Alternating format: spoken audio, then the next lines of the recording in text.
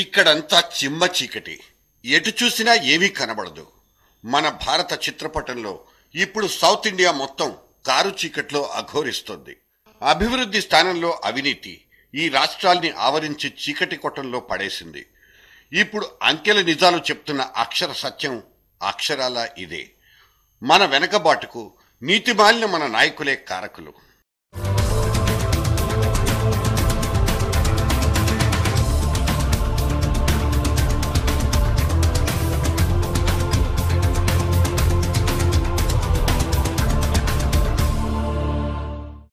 ఇదొక దక్షిణాది అవినీతి గాథ. దీన్ని లెక్కలతో మొదలు పెట్టుకుంటేనే ఖచ్చితంగా ఉంటుంది. 2005-2010 సంవత్సరాల మధ్య జాతీయ వృద్ధి రేటులో నమోదైన పెరుగుదల 8.7% అయితే, దక్షిణాదినున్న ఆంధ్రప్రదేశ్, తమిళనాడు, కర్ణాటక, కేరళ అనబడే 4 రాష్ట్రాల ఉమ్మడి వృద్ధి రేటు 7.85% మాత్రమే. నిరుపేద రాష్ట్రాలని అనుకుంటున్న బీహార్, ఉత్తరాఖండ్లే గడిచిన 3 ఏళ్లలో ఏకంగా 14-15% సరాసరి వృద్ధి రేటును సాధించుకున్నాయి.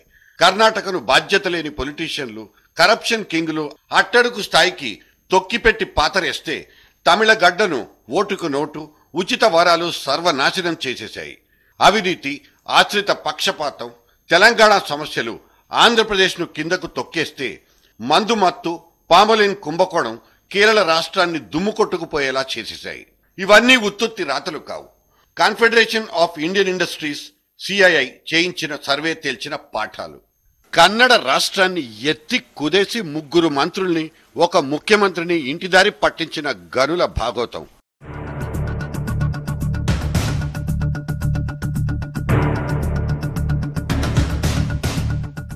ఆంధ్రప్రదేశ్లో ఒక ముఖ్యమంత్రి తనయుడి మీద 1,00,000 కోట్ల విలువైన అవినీతి అనుమానాలు.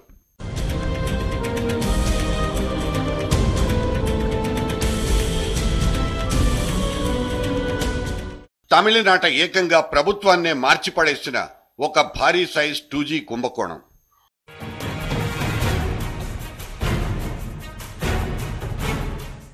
ఒక మలయాళీ పెద్ద మనిషిని చీఫ్ విజిలెన్స్ కమిషనర్ పదవి నుంచి ఊడబీకి ఇప్పుడు కేరళ రాష్ట్ర ముఖ్యమంత్రి మీదకి గురిపెట్టిన పామాయిల్ దిగుమతి కుంభకోణం.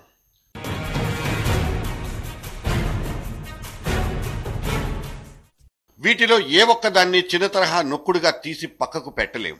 ఆ విషయాన్ని దోపిడీకి గురైన 1,00,000 కోట్ల మొత్తాలే చెప్తాయి.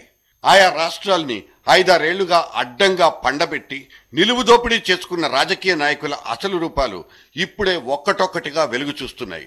తమిళనాడులోని ఒక బద్మాష్ పార్టీని ఓటర్లు కుళ్లబొడిస్తే, మిగతా వాటి ముసుగుల్ని తొలగించడానికి లోకాయుక్తులు, న్యాయస్థానాలు నడుం బిగించేశాయి.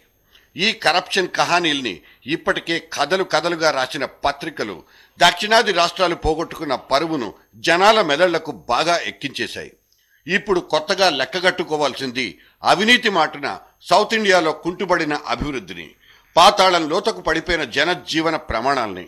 రాజకీయ పరంగా, సామాజిక పరంగా, భాషాపరంగా ఎన్నో దశాబ్దాల నుంచి దక్షిణాది రాష్ట్రాలు ఢిల్లీకి అంటరానివిగానే ఉండిపోయాయి. మన మేధో వనరులు, మన ఖనిజ సంపద, మన సంస్కృతి వైభవం అన్నీ దేనికదే మంచి ఖరీదున్నవి. ఐటీ విప్లవానికి మన హైదరాబాద్, బెంగళూరులే రంగస్థలాలు. దక్షిణాది వైభవం ఎందులోనూ ఎవరికీ తీసిపోదని ఉత్తరాదికి తెలుసు. అయినా ఈ వివక్షను భరిస్తూనే ఉన్నాం. ఇదంతా మన దురదృష్టమని సరిపెట్టుకున్నాం కూడా.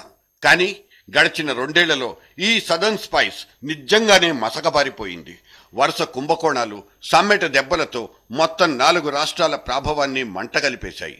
చితికిపోయిన మన ఎకానమీల్ని సిఐఐ లెక్కలు ఎత్తి చూపిస్తున్నాయి. గుజరాత్తో కాదు కదా, కనీసం హర్యానా ఆర్థిక పరిస్థితులతో కూడా దక్షిణాది రాష్ట్రాలు పోటీ పడలేకపోతున్నాయి. స్వదేశీ, విదేశీ పెట్టుబడులకు ఒకప్పుడు స్వర్గధామాల్లా వెలిగిపోయిన ఏపీ, కర్ణాటక ఇప్పుడు క్యూలో నిలబడి వేచి చూస్తున్నాయి. కర్ణాటకలో ఎడ్డీ సర్కార్ యూపీ, బీహార్ తరహా మాఫియా కల్చర్ను పెంచి పోషిస్తోందన్న వార్తలు హిందీ మీడియా దాకా సోకిపోయాయి. పార్టీ హైకమాండ్లకే ముచ్చమటలు పట్టించిన యడ్యూరప్ప బ్లాక్మెయిలింగ్ టెక్నాలజీ, లోకాయుక్త లెక్కగట్టిన ఖనిజ దోపిడీ కర్ణాటక ఇమేజ్కి నిప్పు పెట్టి పారేశాయి. 6 నెలల లోపల మళ్లీ నేనే వస్తానన్న ఎడ్డీ ఇక కలుగుల్లో దాక్కుని భూగర్భం నుంచే ఎత్తులు వేస్తున్న గాలి సోదరులు, వీళ్లకు కన్నడిగుల బాగోగుల కంటే దోచుకున్న సొత్తును కాపాడుకోవడం మీదనే ఎక్కువ ఏకాగ్రత. ఓటర్లను కాదు, ఎమ్మెల్యేలనే కొనేయగల సత్తా గాలి బ్రదర్స్ దగ్గరుంది. ఇది కొత్తేమీ కాదు, ఇంతకు ముందు 2-3 సార్లు రుజువైన విషయం కూడా.